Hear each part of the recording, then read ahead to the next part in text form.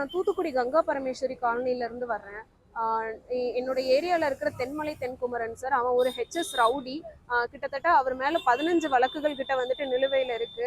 அவர் போன வருஷம் நான் போகிற வழியில் பிரச்சனை பண்ண சம்மந்தமாக வந்துட்டு நான் ஏடபிள்யூபிஎஸ்ல கம்ப்ளைண்ட் கொடுத்துருந்தேன். அவங்க அதுக்கு உடனே ஆக்ஷன் எடுத்து அவனை ரிமாண்ட் பண்ணிட்டாங்க. கிட்டத்தட்ட 1 மாதம் அவர் ஜெயிலில் இருந்தார். அந்த ஜெயிலில் இருந்து அவர் அதுக்கப்புறமா பெயிலில் வெளியே வந்துட்டார். வந்ததுக்கு அப்புறமா திரும்ப என்னைய வந்துட்டு வீட்டில் கொல்லண்டி என் வீட்டுக்கே அத்துமீறி வந்துட்டு உள்ள வந்துட்டாரு. அதுக்கு வந்துட்டு நான் சிப்காட் போலீஸ் ஸ்டேஷன்ல கம்ப்ளைண்ட் கொடுத்துருந்தேன் சார். கிட்டத்தட்ட 50 டேஸா அவன் மேல எந்த ஒரு கைது நடவடிக்கை எடுக்காம அவனை முன்ஜாமீன் வாங்குற அளவுக்கு டைம் கொடுத்து கடைசியில் அவன் முன்ஜாமீனும் வாங்கிட்டான். அதுக்கப்புறமா நாங்கள் டிபார்ட்மெண்ட்ல கேட்கும் போது அவர் ஏபி வாங்கிட்டாரு, அதனால எங்களால் எதுவும் பண்ண முடியாதுன்னு 50 டேஸ் கழிச்சு சொன்னாங்க சார். இதுக்காக வந்துட்டு நான் ரூரல் டிஎஸ்பி சுதீர் அவங்க தான் வந்துட்டு ஃபுல் சப்போர்ட் அந்த அக்யூஸ்டுக்கு.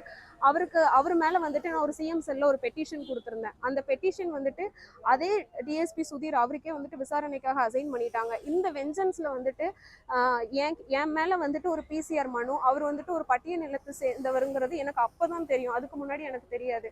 அந்த மனுவை வாங்கி நான் அவரை வந்துட்டு அவதூறா பேசிட்டேன் அப்படின்னு சொல்லி என் மேல ஒரு பிசிஆர் கேஸ் போட்டு நான் அது என் மேல எஃப்ஐஆர் ரெஜிஸ்டர் பண்ணி கிட்டத்தட்ட 2 மாசமா நான் வந்துட்டு ஏபி வாங்கி கோர்ட்ல ஒரு குற்றவாளியா சைன் பண்ணியிருக்கேன் சார், ஒரு பொய் வழக்கு.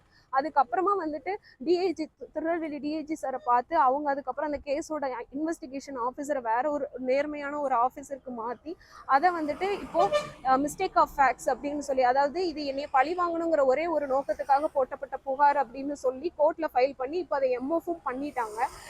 இந்த 2வது இன்சிடென்ட் ஆனதுக்கு அப்புறமா மே மாதம் திரும்பவும் என்கிட்ட பிரச்சனை பண்ணது சம்பந்தமா அதே சிப்காட் ஸ்டேஷன்ல நான் கம்ப்ளைண்ட் கொடுத்துருந்தேன் சார். அதுவும் எஃப்ஐஆர் பண்ணாங்க. எஃப்ஐஆர் பண்ணது உடனே பண்ணிட்டாங்க. பட் அதுக்கப்புறம் எந்த ஒரு ஆக்ஷனுமே எடுக்கல. கிட்டத்தட்ட 5 மாசம் ஆயிடுச்சு. இன்ன வரைக்கும் அவர் வந்துட்டு அவரோட வீட்டில தான் இருக்கிறாரு.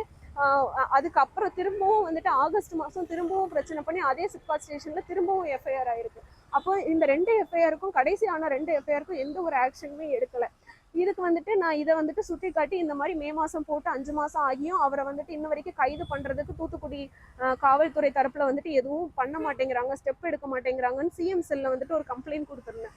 அது வந்துட்டு தூத்துக்குடி சூப்பரண்ட் ஆஃப் போலீஸ் அவங்க ஆல்பர்ட் ஜான் அவங்களுக்கு வந்துட்டு அசைன் ஆயிருந்தது. அந்த இதுக்கு வந்துட்டு நேற்று அவங்க ஒரு ரிப்ளை போட்டிருக்காங்க. கடந்த 5 மாசமா வந்துட்டு அந்த குற்றவாளி தென்மலை தென்குமரன் வந்துட்டு அப்ஸ்டாண்டிங்ல இருந்தாரு, தலைமறைவா இருந்ததுனால எங்களால கைது பண்ண முடியல, நாங்க அதுக்கான தொடர்ந்து நடவடிக்கை எடுத்துக்கிட்டு இருக்கோம் அப்படின்னு சொல்லியிருக்காங்க சார். கிட்டத்தட்ட 5 மாசமா அவரோட வீட்டுல தான் இருந்திருக்காரு, இப்பவும் வீட்டுல தான் இருக்கிறாரு. அவங்க சொல்ற அந்த 5 மாச டைமுக்குள்ள இன்னொரு எஃப்ஐஆரும் ஆயிருக்கு ஆகஸ்ட் மாசம். அவங்க அப்படி தலைமறைவா இருக்கிறாங்கன்னா அப்புறம் எப்படி சார் அதே இடத்துல இன்னொரு இன்சிடென்ட் ஆனதான் எஃப்ஐஆர் பண்ண முடியும்? ஒருத்தங்களை கொலை பண்ண ட்ரை பண்ணி வேற தரவேக்குளம் ஸ்டேஷன்ல வந்துட்டு அவரை ஜெயில போட்டிருக்காங்க ஜூன் மாசம். என்னோட எஃப்ஐஆர் ஆனது மே மாசம். இவங்க நேற்று ரிப்போர்ட் பண்ணியிருக்காங்க 5 மாசமா தலைமறைவா இருக்காங்கன்ட்டு. அவரு வந்துட்டு இந்த தரவேக்குளம்ல ஆன கேஸுக்கு ரிமாண்ட் ஆகி போன வாரம் வரைக்கும் கண்டிஷன் பெயில்ல தரவேக்குளம் போலீஸ் ஸ்டேஷன்ல கையெழுத்து போட்டிருக்கிறாரு. இன்னைக்கு நேற்று கொடுத்த ரிப்ளை சம்பந்தமா வந்துட்டு இன்னைக்கு நான் ஏடிஎஸ்பி சார் தீபு சிடபிள்யூசி அவங்கள போய் பார்த்ததுக்கு அவங்க உங்களுக்கு பதில் சொல்றதுக்காக நாங்க வந்துட்டு வேலை பார்க்கல, நீங்க எங்கெல்லாம் பேச முடியுமோ நீங்க பேசிக்கோங்க, என்னால வந்துட்டு அவரை வந்துட்டு கைது பண்றதும் பண்ணாததும் என்னோட முழு விருப்பம், வெளியே போங்கன்னா போங்க அப்படின்னு ஒரு நாயை துரத்துற மாதிரி எங்களை வந்துட்டு இன்னைக்கு துரத்திட்டாங்க சார். தூத்துக்குடி போலீஸ் சைட்ல ஆல்பர்ட் ஜான் அவங்க சைட்லயும் சுதீர் சார் அவங்களோட இன்ஃப்ளூயன்ஸ்லயும் தான் சார் இவ்வளோ விஷயமும் நடந்துட்டு இருக்குது. இன்னைக்கு ஒரு நேர்மையான அதிகாரினால வந்துட்டு இன்னைக்கு என் மேல போட்டிருந்த ஒரு பொய் கேஸ் வந்துட்டு மிஸ்டேக் ஆஃப் ஃபேக்ட்ஸ்னு க்ளோஸ் பண்ணிட்டாங்க. ஆனா இன்னைக்கு வரைக்கும் அந்த ரவுடியை காப்பாத்துறதுக்கான அத்தனை விஷயத்தையும் அவங்க பண்ணிட்டு இருக்கிறாங்க. இப்போ 5 மாசம் கழிச்சு திடீர்னு இப்போ அவர் வந்துட்டு ஏபிக்கு கோர்ட்ல அப்ளை பண்ணியிருக்காரு சார். ஆனா அது டிஸ்மிஸ் ஆயிருச்சு, இன்னும் அவருக்கு ஏபி கிடைக்கல. இப்போ அவனை அரெஸ்ட் பண்ணணும்னு நினைச்சா கூட அவங்களால பண்ண முடியும். ஆனா இது பண்ணாதது எங்களோட விருப்பம் அப்படின்னு தீபு சார் பேசுறது வந்துட்டு பியூர்லி வந்துட்டு இது ஒரு ப்ரீ பிளான்டு மாதிரி இருக்கு சார் அவங்க பண்ற விஷயம். ஸோ அதனால அந்த ரவுடியை வந்துட்டு இப்போ அரெஸ்ட் பண்ணணும். அது போக வந்துட்டு அவனுக்கு சப்போர்ட் பண்ற அதிகாரிங்க மேல துறை ரீதியே ஏதாவது ஒரு நடவடிக்கை எடுக்கணும் சார். என்னன்னு எனக்கு வந்துட்டு ஃபுல்லா தெரியல சார். பட் ஏதோ ஒரு பெரிய ஸ்ட்ராங்கான சப்போர்ட் இல்லாம இவ்வளோ பேரும் அவருக்கு சப்போர்ட் பண்றதுக்கு எந்த ஒரு காரணமும் இருக்க முடியாது சார். அப்நார்மலா ஒரு ஹெச்எஸ் ரவுடிக்கு எப்படி சார் இன்ன வரைக்கும் அவங்க வந்துட்டு ஹெல்ப் பண்றாங்கன்னு எனக்கு தெரியல. அது யாரோட இன்ஃப்ளூயன்ஸ்ல பண்றாங்கன்னு எனக்கு தெரியல சார். எனக்கு என்னோட உயிருக்கு வந்துட்டு தொடர்ந்து த்ரெட்னிங் இருக்கு சார். அதனால இப்போ வந்துட்டு ஹைகோர்ட் ஆர்டர் வந்துட்டு எனக்கு பிஎஸ்ஓ கொடுக்க சொல்லி வந்துட்டு ஹைகோர்ட் ஆர்டர் ஆயிருக்கு. ஸோ அதனால இப்போ என் கூட 24 ஹவர்ஸும் பிஎஸ்ஓ இருக்கிறாங்க.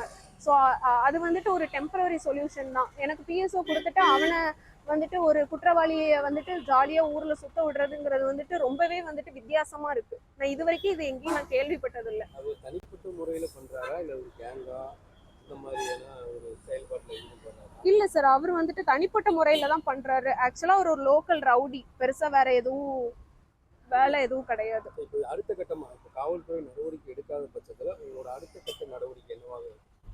சார் இது லீகலி வேற ஏதாவது ஆப்ஷன் இருக்குதா அப்படிங்கறத தான் சார் பாக்குறோம். இப்போ வந்துட்டு இவங்க வேற பொய்யான பல ஸ்டேட்மெண்ட்டை வந்துட்டு சொல்லி கவர்மெண்ட்டை அவங்க கிட்ட கேள்வி கேட்குற அத்தனை பேரையும் ஏமாத்திட்டு இருக்கிறாங்க. இவங்க நேற்று போட்டிருக்கிற ஒரு பதில் தான் வந்துட்டு இதுக்கு சாட்சி. 5 மாசமா வந்துட்டு அக்யூஸ்ட் தலைமறைவா இருக்கான் அப்படின்னு சொல்றது. இன்னைக்கு காலையில கூட வந்துட்டு அவர் வெளியே இருந்ததை என் கூட இருக்கிற பிஎஸ்ஓ கூட பார்த்துருக்காங்க. அப்படி சிஎம் பார்க்கறதுக்கான வாய்ப்பு இருக்கு. நீங்கள் நேரில் சிஎம் போய் பார்த்து பெண்களுக்கு பாதுகாப்பு கொடுக்கணும் அப்படிங்கிற கேட்கறதுக்கான வாய்ப்பு இருக்கு.